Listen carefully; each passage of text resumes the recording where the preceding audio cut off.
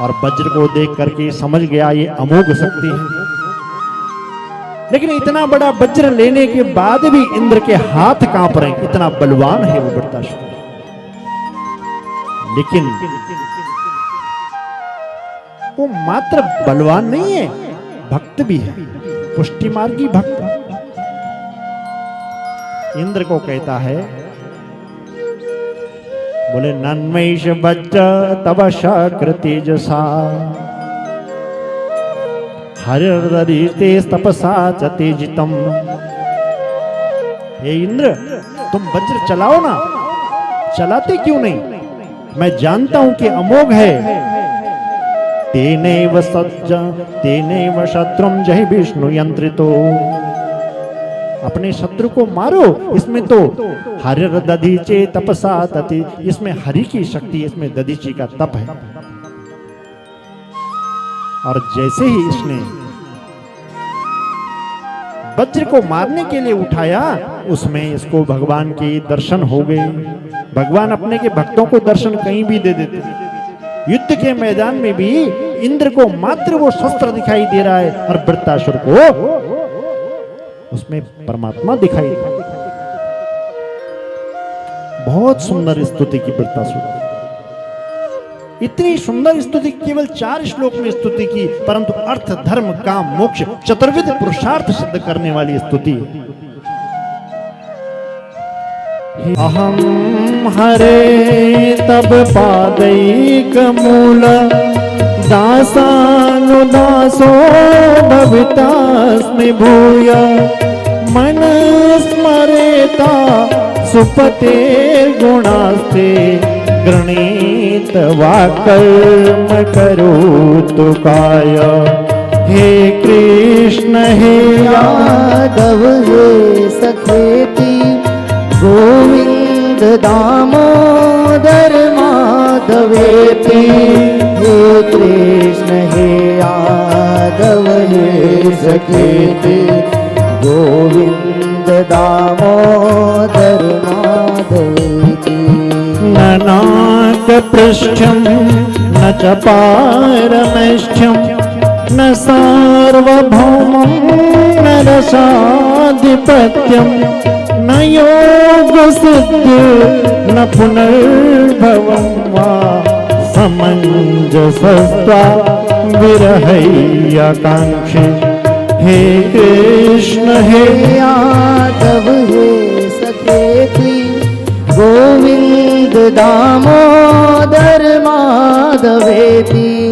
हे कृष्ण हे यादव हे सखेति गोविंद दामोदर माधवेति। अजात पक्षा इव मातरं खगा स्तन्यं यथा वत्सत साक्षुदार्ता। प्रियं प्रियेव विषुतं विषण्णा मनोरविन्दाक्षते प्रेक्षते ताम्। कृष्ण हे यादव हे सखेति गोविंद दामोदर माधवेति। वृत्तासुर कहता है, प्रभु न स्वर्ग की इच्छा है, न किसी कामना की इच्छा है, न नाक पृष्ठम न च पार्वमेशम न सार्वभौमम न रसाधिपत्यम। न मैं कोई रसाधिपति बनना चाहता, केवल और केवल आपके चरणों की इच्छा। और बहुत सुंदर 2-3 उदाहरण दिए कि मैं जन्म जन्मांतरों से कैसी आपकी प्रतीक्षा कर रहा हूं। आप सुनिएगा ध्यान से, कितनी सुंदर स्तुति। अजात पक्षा एवं मातरम खगा। घोंसले पे बैठा हुआ एक पक्षी का बच्चा कैसे अपनी माँ की प्रतीक्षा करता है, मैं वैसे जन्म जन्मांतरों से आपकी राह निहारता हूं प्रभु। और फिर इस वृत्तासुर को ध्यान आया कि कदाचित उस पक्षी पर जिस दिन पंख लग जाएंगे वो तो उड़ जाएगा, ये प्रेम तो झूठा कहलाएगा। इसलिए दूसरा उदाहरण दे दिया। अजात पक्षा इव मातरं खगा स्तन्यं यथा वत्सत राक्षुदार्ता। स्तन्यम दूध पीने वाला जो गाय का बच्चा है वो जैसे जंगल गई हुई अपनी माँ की प्रतीक्षा करता है, मैं भी वैसे ही अपनी राह निहारता हूँ। वृत्तासुर को फिर ध्यान आया, एक दिन गाय तो दूध देना बंद कर देगी, क्या वो बच्चा फिर माँ से उतना प्रेम? वृत्तासुर कहता है प्रभु, एक बहुत ही सदाचार कुलीन व्रता नारी अपने विदेश गए हुए पति की जैसे एक एक पल राह निहारती है, जन्म जन्मांतरों से मैं आपकी वैसी प्रतीक्षा करूं। अच्छा, इसमें क्या कोई दोष हो सकता है? क्या कोई दोष हो सकता है इस संबंध में? जैसा पक्षी का बच्चा उसमें दोष ढूंढ लिया, गाय के बच्चे में दोष ढूंढ लिया।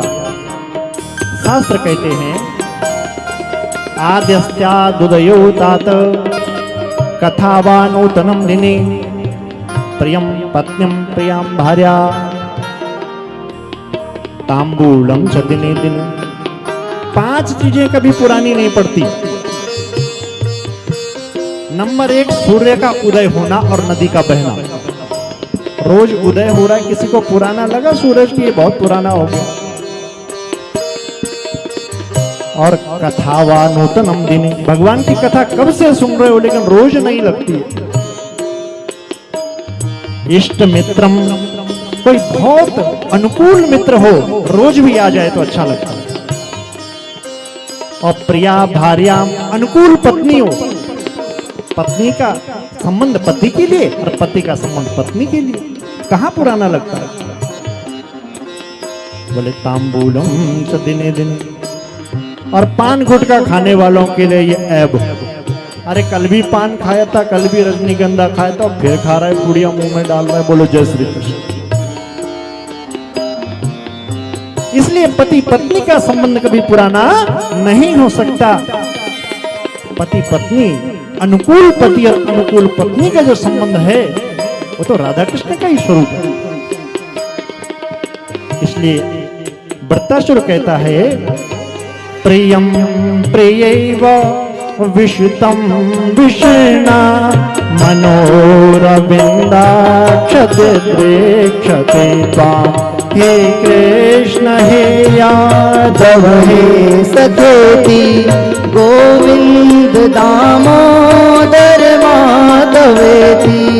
हे कृष्ण हे यादव हे सखेति गोविंद दामोदर माधवेति।